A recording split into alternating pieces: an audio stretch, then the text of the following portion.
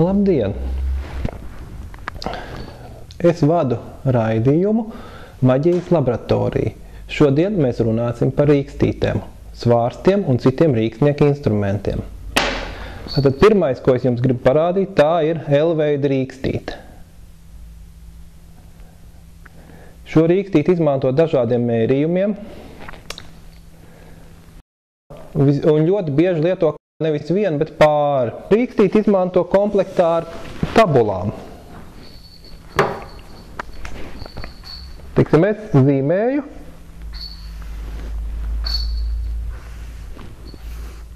Pašu vienkāršāko tabulu. Un rakstu 1, 2, 3, 4, 5, 6, 7, 8. Skaits principā nav svarīgs, mūsu nolūkam ar to pilnībā pietiks.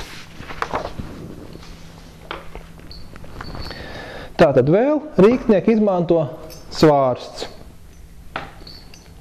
Svārsts ir dažāds. Šis, piemēram, ir universālais svārsts. Viņi izmanto pārsvarā lauku darbiem.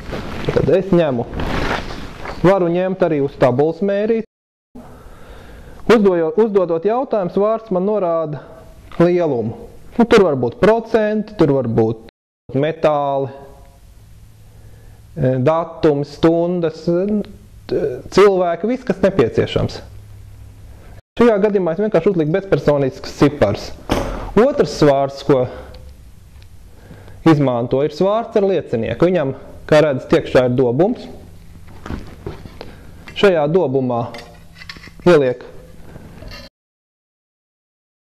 vielas gabaliņu, vai, teiksim, sāli, ūdeni, zeltu, ja meklē zeltu.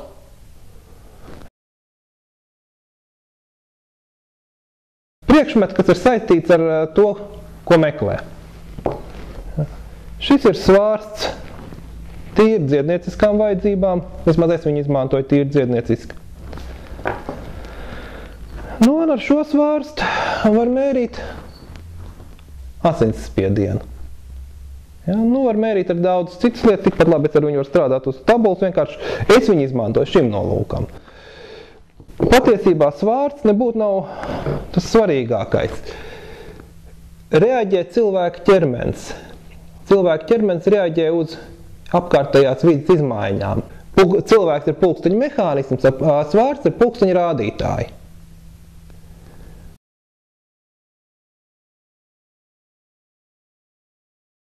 Neliela praktiska demonstrācija. Uz mirkli paliksim malā tabulu. Šeit man ir parasts A4 formāta lapas. 4 gabals. Katrā no šīm lapām ir gan pozitīvā, gan negatīvā puse. Tātad es ņemu. Labi, ņemsim šo svārstu.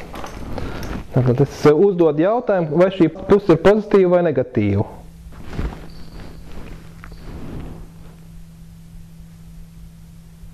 Tā šī ir negatīvā puse. Labi, noliekam ar negatīvo uz augšu. Ņemam nākošo lapu un skatāmies, vai šī puse ir pozitīva vai negatīva. Arī negatīva.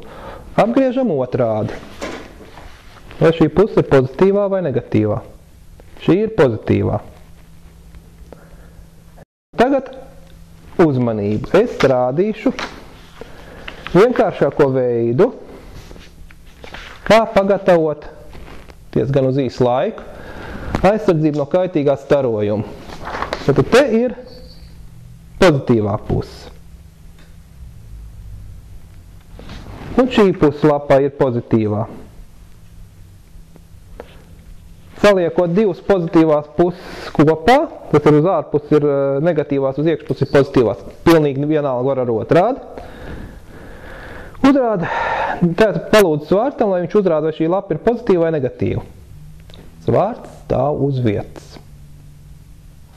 Līdz ar to mēs esam iegūši ekrānu, uz kuru izdarot mērījums ar tabulu, mēs iegūstam objektīvus rādītājus. Tātad man ir vajadzīgs pāris šāda ekrāna. Es to pašu nosaku otrām divām lapām.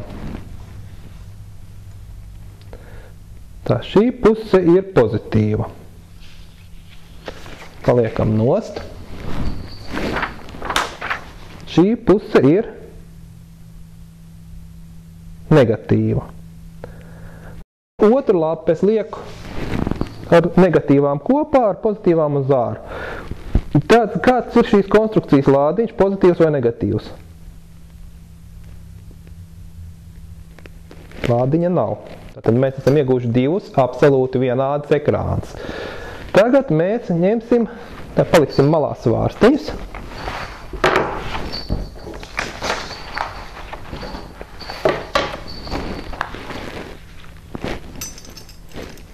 Un es izmantošu rīkstīti, jo šādu mērījumu ar rīkstīti ir mazliet ērtāk nekā ar svārstiņu. Tad ņemu abus neitrālos ekrānus, un man ir tabula. Ja, tagad es paņemu. Šajā gadījumā, teiksim, es, lai būtu skaidrības, uzrakstu. Pa labi mīnus, pa kreisi plus. Šeit ir 0. Ja, tas ir. Tā man ir it kā otra tabula. Te ir lādiņa lielums, un šeit ir viņa zīme. Uzliekot roku uz papīra lapas, mēģinu noteikt, kāda zīme ir šim te papīram. Lādiņš ir 0. Niekam uz otru, tāpat 0. Tagad mēs paņemsim vienkāršu simbolu un novietosim viņu uz vienu no ekrāniem. Un izmērīsim viņa lādiņu. Mēru.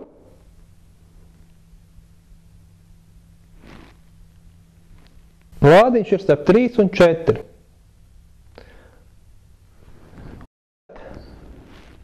Izdarīsim, šis ir vienāds ar šo.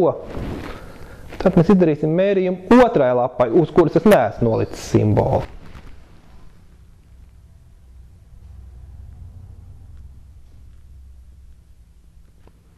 Lādiņš atkal ir, kā redz, starp 3 un 4.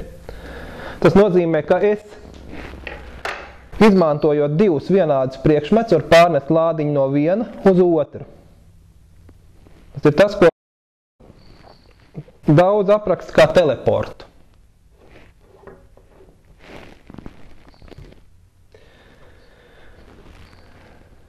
Šajā gadījumā mēs varam paņemt, izmērīt jaunu tīru audumu gabalu, kāds ir viņa lādiņš. Un varam savalkāt audumu gabalu, kādu apģērbu gabalu izmērīt. Un jūs redzēsiet, ka šis lādiņš atšķirās. Pie kam šis lādiņš var tikt pārnests no vienas lapas uz otru lapu. Šeit var būt jebkur divi vienādi priekšmeti, kaut vai divi vienādi šķīvi, divi vienādi, alus kausu palikņi, vienalga, kas, galvenais, lai viņi būtu identiski. Kāds lādiņš tiek piešķirts vienam, tāds tiek piešķirts otram. Tas ir tas, ko es gribu novadīt līdz jūsu apziņai.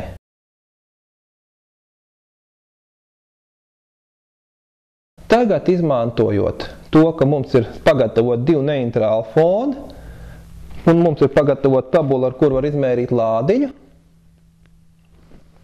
Šajā gadījumā no 1 būs minimālais, 8 būs maksimālais. Šajā gadījumā cipari neko citu nenozīmē. Es mēģināšu noskaidrot, tā teikt, nodemonstrēt, cik taisnība ir tam, ka ir rituāli, kuros obligāti ir jāizmanto asins. Vai kāpēc tām ir obligāti jābūt asinīm, teiksim, nevis sviedriem, siekalām vai olas baltumam?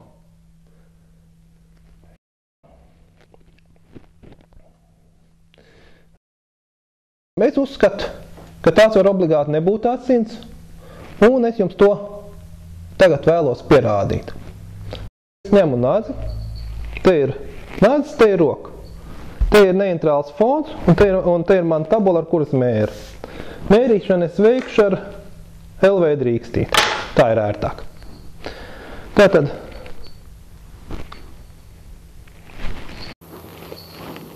Tā, es nolieku nazi nost un mazliet, diezgan daudz iznāca, pietiks.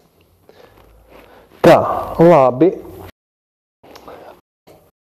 Asinsupas strauji tek līkumiņas mētādām, asinsupas strauji tek līkumiņas mētādām, mīļā laima palīdz man asinsupu apturēt, mīļā laima palīdz man asinsupu apturēt.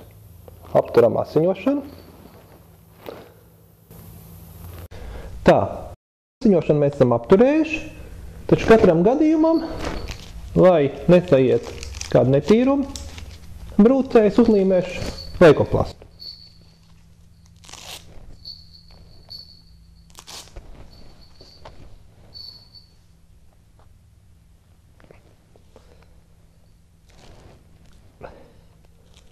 Lūk tā.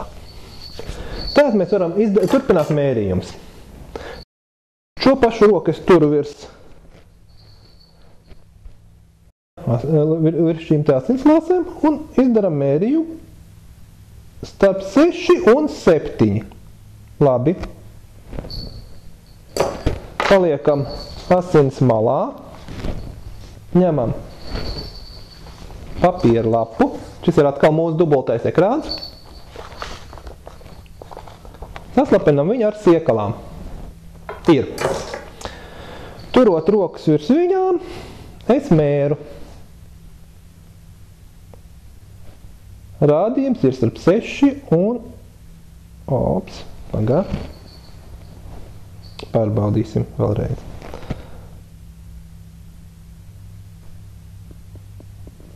Jā, rādījums ir tas pats, starp 6 un 7.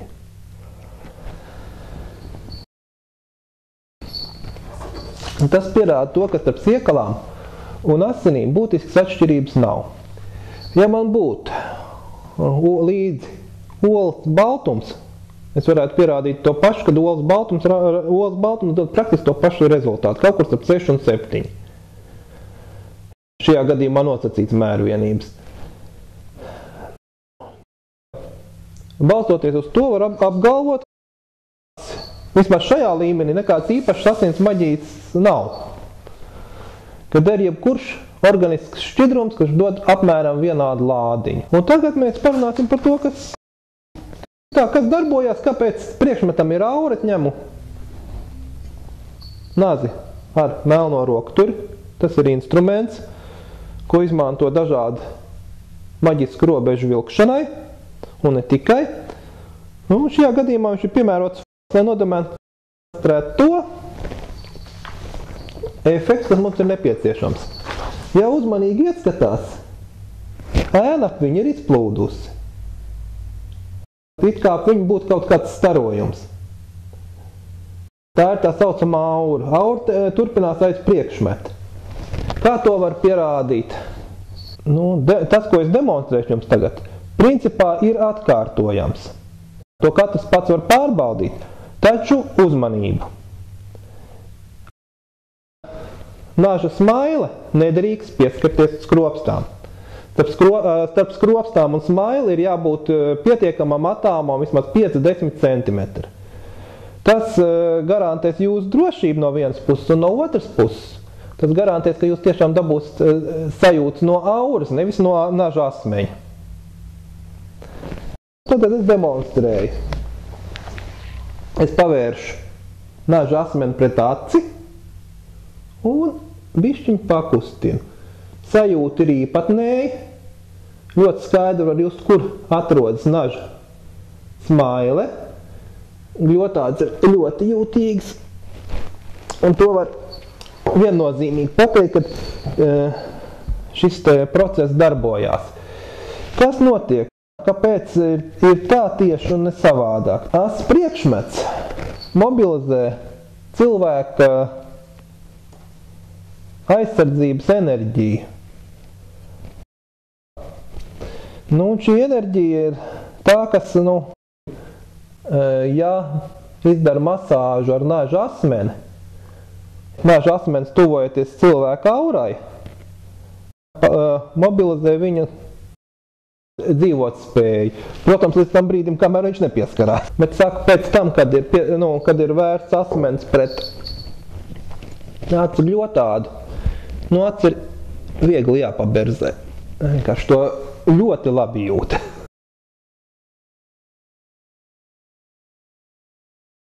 Tad tagad mēs mērīsim tuvāko auras slāni. Trešās acu līmenis rīkstīt liecās uz iekšu. Jā, īsti nepietiek. Kakla čakras līmenis, tā kā vajadzētu vairāk, tā kā līdzsvarā. Sirds čakras līmenis, pus līdz neitrāli. Saules spinums. Acīm redzam, trūkst enerģijas. Otrās čakras līmenis arī trūkst enerģijas. Un saknes čakras līmenis, nosacīt neitrāli. Mērījums no aizmugures. Trešās acu līmenis nepietiek. Kakla čakra. Gandrīz normā. Sirds čakra.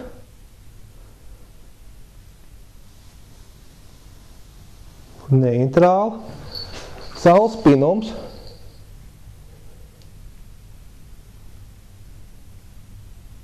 Nepietiek. Otrā čakra. Nepietiek. Un saknes čakra. Apmēram neitrāli. Tātad tās ir divas čakra grupas. Priekšpusē ir radošā, aizmugurē ir darošā. Zinot čakru funkcijas un salīdzinot rādījumus priekšpusē un aizmugurē, var sastādīt diezgan precīzi psiholoģisku portretu cilvēkam uz doto brīdi.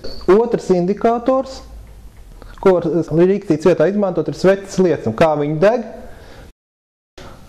tā darbojas čakra. Šeit ir puslīdz normāli. Kādu laiku pacildot uzlabojās. Kakla čakra.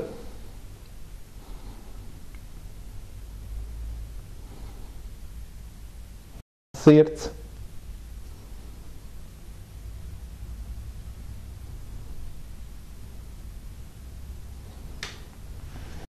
Saules spinums.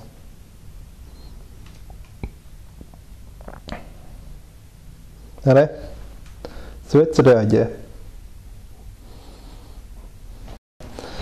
Otrā čakra. Var redzēt, ka liesmiņi bišķiņi noliecās uz āru. Un pirmā ir saknes čakra. Un šeit liecās uz iekšu. Tas nedaudz rādījums atšķirās, par cik rādītājs ir mazliet savādāk. To pašu var atkārtot no priekšpuses. Ja? Tagad tāds pats trešā acs. Liecina praktiski neitrāli, mazliet uz iekšu. Kakla čakra. Paturēšu zamāk. Lūk tā. Ja? Vairāk vai mazāk neitrāli. Sirds čakra. Mazliet sāk liekties uz iekšu. Ja to iegrāmatu un, teiksim, ar dažādiem mēraparātiem, kā darbojās, ko uzrāda, var dabūt diezgan precīzi ainu. Godīgi sakot, var aizstāt pat psihologu tests. Lūk šādi. Ar sveici esam pārbaudījuši. Tagad pāriesim pie nākošās veida, kā var stabilizēt lauku. Es rādīšu tehniku, kas mūsu pusē ir visai maz pazīstam, kaut arī tā ir viena no vecajām vilkaču tehnikām masāžu. Es neutralizēju nāc liesmāt, sveces, var ar lielāku auguni un sāku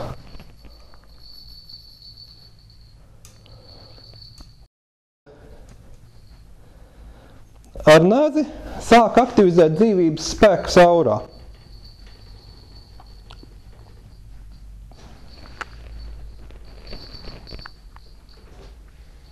Attālums starp ķermeni ir pietiekami liels, tā ka reāli šķelt tiek tikai aura.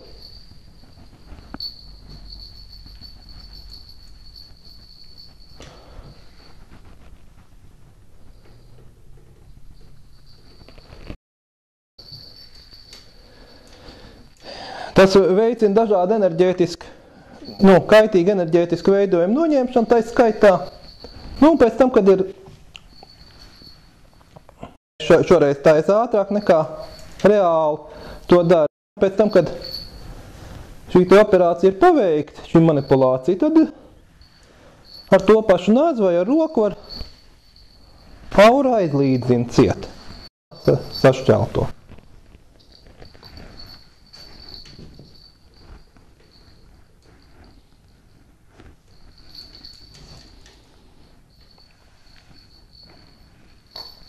Nu, lūk šādi.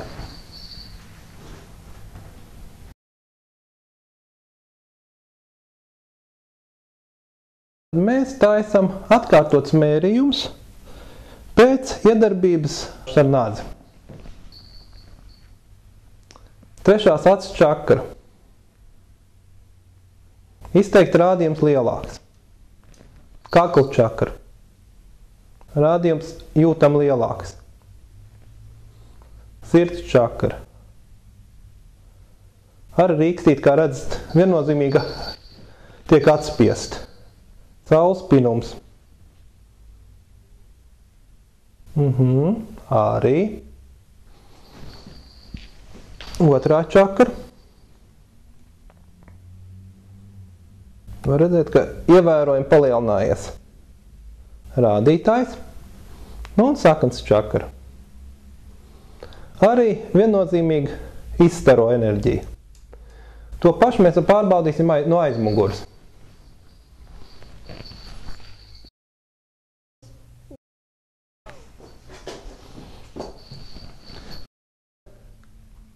Trešās acis līmenis no aizmuguras. Izstaro. Kakla čakra. Izstaro. Sirds čakra. Izstaro. Saules spinums viennozīmīgi izstaro.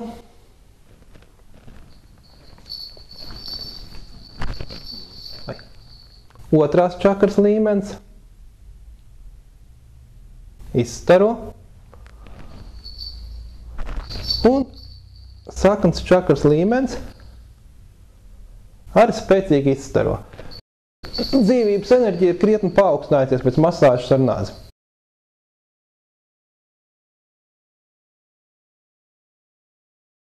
Bioenerģētikas fokusēšanai raganu tehnikās bieži tiek izmantots maģiskais apels.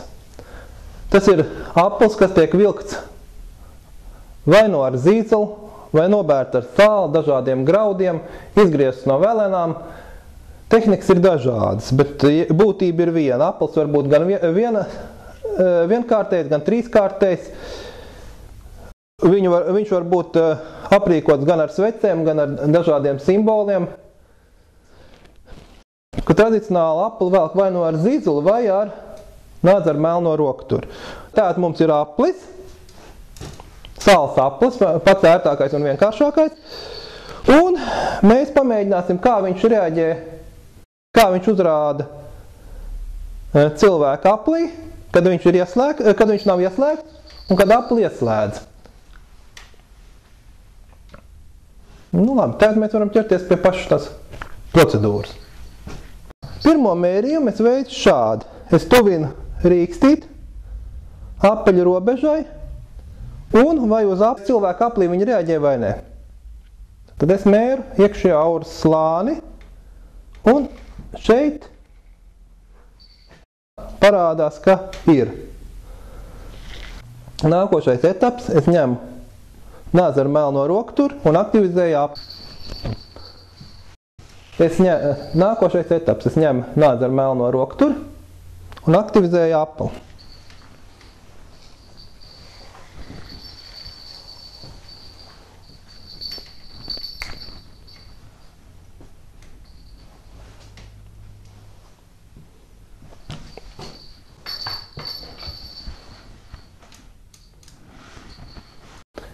Tagad mēs atkārtojam mērījumu. Tuvinot aplim,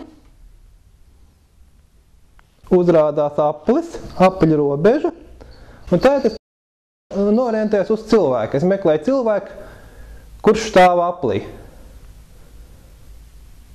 Un rīkstīte, kā redz, paliek absolūti nekustīga.